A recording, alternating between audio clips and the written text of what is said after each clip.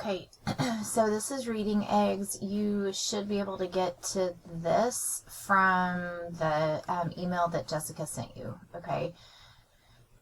At this point, or by the time you get here, hopefully you and I have already talked about it and gotten here. So this should be saved on your computer. So your first step is you've got to get your kids on there. And, girl, there's probably an easier way. I'm going to just throw that out there because everybody does mail merges or whatever. I've not been able to figure it out, so I'm not even worried about it.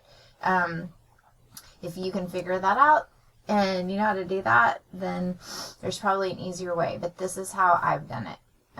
So I go to Manage Students, and then you need to get their login information. So I will get you the link.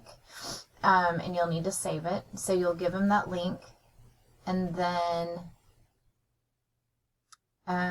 you'll export your students. Give me a second. This is on my other screen. I'm pulling it over. And then once you press export, it gives you this, okay? So what I'm going to tell you is go ahead and save this because this looks a lot like the Seesaw thing. The Seesaw thing changes every time you do it, okay? Reading Eggs, I found, does not. What it is what it is. The only time you'll have to update your saving this is, I'll explain that in a second. The only time you'll have to do that is if you add another student. And you don't add students to this. You send the name to Jessica, and she does it.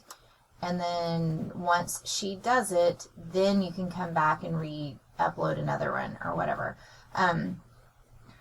Something else I was going to tell you. Anyway, so you are going to save this on your desktop or wherever you save stuff. So you're going to save it, and I literally saved mine as Reading Eggs.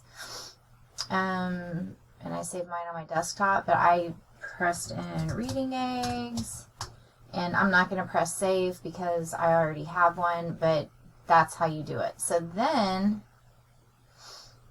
once you do that, hold on a minute. Let me see if I can move this over. Oh my God, I can. I'm so smart. So can you see up here, right there? There's my Reading Eggs thing. So I've got it, and I just have that open, or I just have that ready to roll. Okay? So that's how you get the information. Now, give me a second. Oh my God, of course it's over there. All right.